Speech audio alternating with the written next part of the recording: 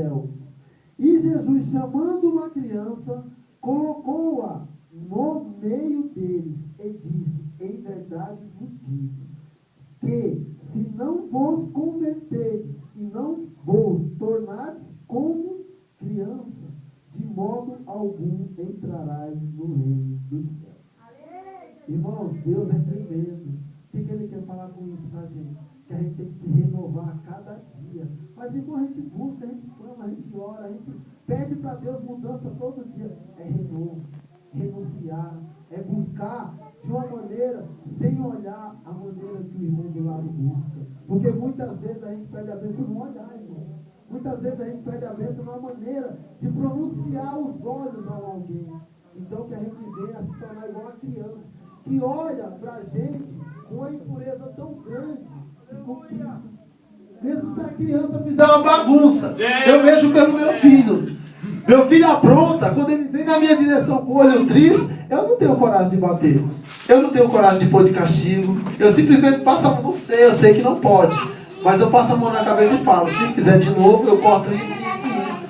Do mesmo jeito é a gente. Quando Deus olha lá de cima, quando a gente apronta algo que não é do agrado de Deus, quando a gente se ajoelha no chão, olha na face de Cristo e fala: Pai, me perdoa. Pai, me perdoa por tudo que eu fiz que não foi do teu agrado. Eu creio que lá de cima Deus olha para nós e fala: filho, tu soubeste comover meu coração. Tu soubeste como fazer a diferença daquilo que tu mostrou há um tempo atrás. Então, eu te perdoo de novo. A palavra de Deus fala: se 1000 vezes nós pecar, 1000 vezes Deus perdoará os nossos pecados.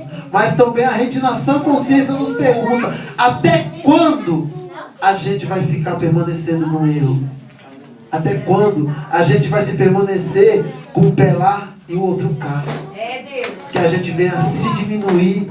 Que meu irmão falou ali, que eu estava no banheiro, que o irmão falou que a gente venha a virar o pó da terra, para que Deus venha a reinar sobre a nossa vida. Amém? E vamos para a palavra, que senão eu creio que a palavra vai ser breve.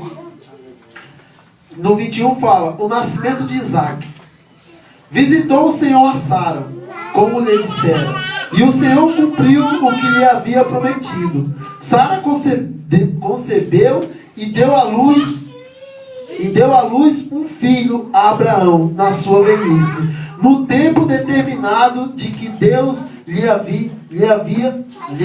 falara. Ao filho que nasceu, que Sara lhe dera à luz, pôs Abraão o nome de Isaac. E a igreja diz amém. Amém. Irmão, essa palavra aqui, ela me chama muita atenção, porque Abraão, mesmo pelas falhas, pelas poucas falhas, poucos pecados dele, Deus conhecia o coração de Abraão. E a cada passo que Abraão dava, pelo que a Bíblia nos relata, aonde ele colocava as plantas dos pés, aquilo que ele colocava nas mãos, prosperava e andava pela frente. Então quer dizer o quê? Que Deus estava sempre com Abraão, mesmo quando ele errava. A Deus dava um jeitinho para poder tirar aquele pecado de Abraão e colocar a vitória à sua frente. Aqui, quando Deus fala que concedeu, Saraia, como nós sabemos, ela não tinha dado filho a Abraão. Ela não concedia filho a Abraão, por causa que Deus tinha uma promessa sobre a vida de Abraão.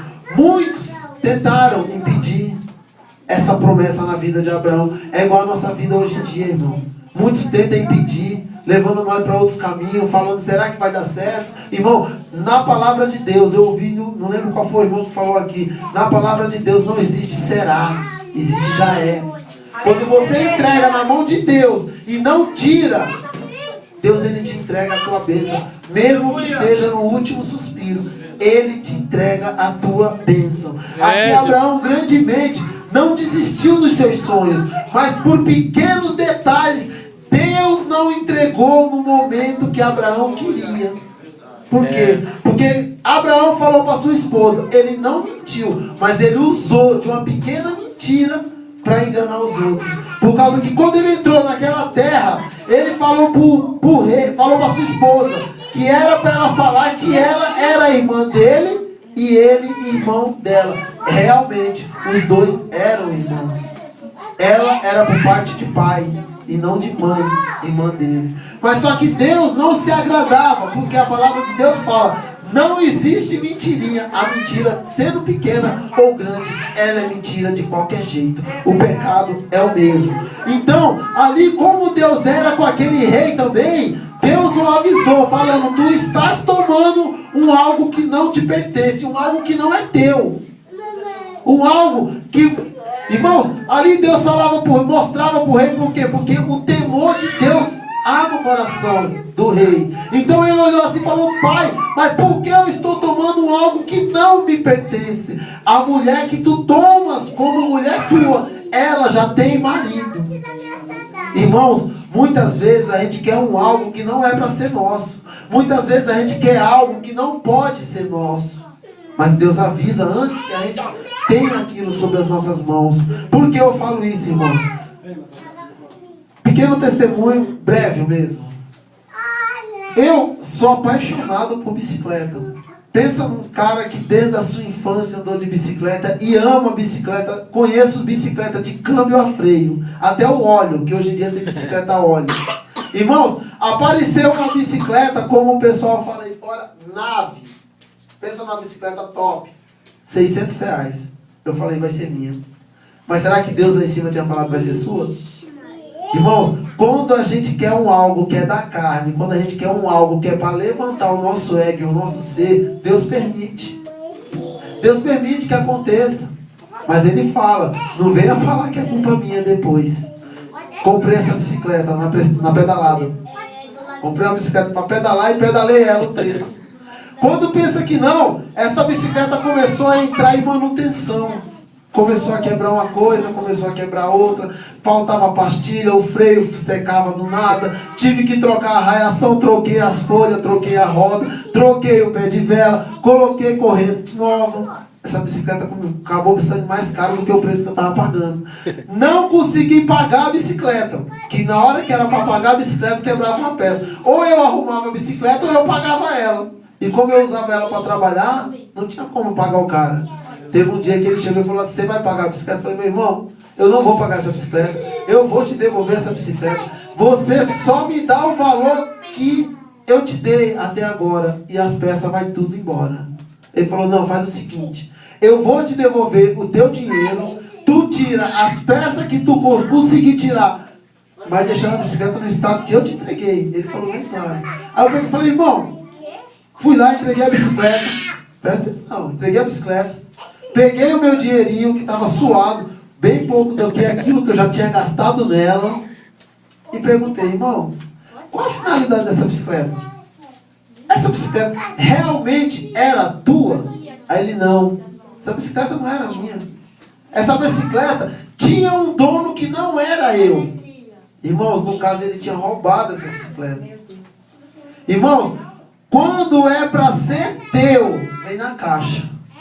Quando é para ser teu, entrega com nota fiscal e caixa. Porque o Deus não entrega nada pela metade. Ele não entrega nada pela metade. Quando Deus olhou para Abraão e falou: sai da tua parentela e vai para uma terra que tu não conheces. Mas ele creu no que Deus falou: sai da tua terra e vai para uma terra que tu não conhece. Tu vai habitar num lugar que tu nunca viu. Tu nunca passou por lá.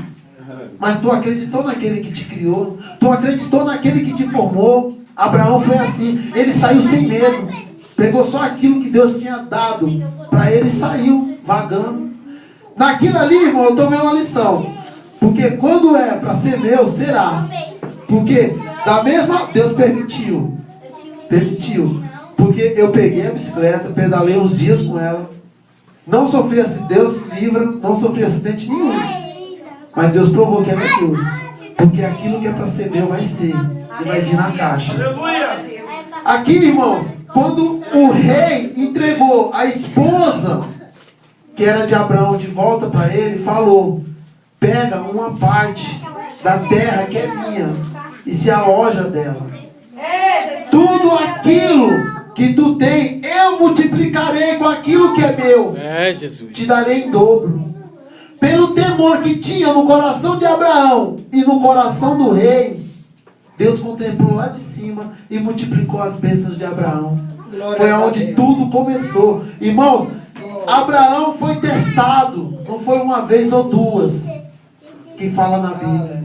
Mais para frente, às vezes, a bênção que Deus nos entrega, Ele pede de volta. Às vezes, a bênção que Deus nos entrega, Ele pede para que nós entregue para Ele. Só que é para testar se realmente nós entrega para Deus mesmo. Porque muitas vezes a gente larga de ir para o culto por tão pouca coisa. Às vezes a gente larga de ser fiel para Deus por tão pouquinha coisa. Já pensou se Abraão ali naquele momento negasse o pedido de Deus? Lá no 22, em Gênesis mesmo, Deus pede um algo que eu creio que se pedir nos dias de hoje, muita gente não entrega. Muitos não dá na mão de Deus aquilo que já é de Deus. Porque Deus olhou para Abraão e falou: ei, Abraão. Não é assim que fala na Bíblia, irmão, mas eu vou dar uma de ator e interpretar. Falei, Abraão, eu vou te pedir um algo e eu quero que tu faças. Só que Deus não falou para ele, mas eu vou entrar com providência. Ele falou: eu quero que tu faça. Pega o teu filho, vai num monte, vai andando. Deus não falou onde que era, de novo. Porque Deus falou: sai da tua terra e vai para uma terra que eu te enviarei. Mas não falou aonde. Deus falou: pega o teu filho, pega as madeiras, a lenha, e vai para um lugar que eu te mostrarei. No alto do monte, tu entregarás o teu filho em minhas mãos. Irmãos, hoje, pelo que a gente vê pregando, hoje, quando começa a falar em dízimo e oferta, quando começa a falar vamos pro culto, muita gente vira o rosto, vira a cara, às vezes nem fala mais com você. Já pensou? Deus pedir isso para nós? Entrega aquilo que eu te dei. A palavra de Deus fala que as crianças que eles nos entregam, nós temos que prestar conta lá em cima. Nós vamos ter que prestar conta. De que maneira que a gente cuida dos nossos filhos? De que maneira que a gente trata? Para que caminho nós estamos levando os nossos filhos? Deus vai cobrar. Deus vai querer de volta. Do mesmo jeito que é nós. Ele vai cobrar dos nossos pais. Quando Abraão se levantou de madrugada, não avisou para sua esposa. Pegou o seu filho, pegou mais 2 ajudantes, que eu creio que eram os melhores amigos dele, o braço direito. Andou por aquele lugar, a Bíblia nos relata que foi 3 dias andando. Que ele chegou no alto monte, que ele falou: vocês, espera aqui, que eu vou subir e logo mais eu voltarei com o menino. Irmãos, ele sabia o que ele ia estar ofertando para o Senhor. Mas ele também sabia que Deus ia prover e ia trazer de volta. Ele confiava naquele Deus que estava com ele, que andava com ele, que transformava o caminho dele. Ele acreditava. Quando ele subiu, e o filho perguntando: pai, cadê a oferta? Deus proverá. Pai, cadê a oferta? Deus proverá. Irmãos, Espírito Santo de Deus, muitas vezes, hoje em dia, falta um arroz dentro de casa, a gente não sabe dizer Deus proverá. Falta pagar uma conta. Ah não, eu vou tirar daqui, porque daqui já tem, eu não posso ficar devendo dali. Não creio que Deus proverá.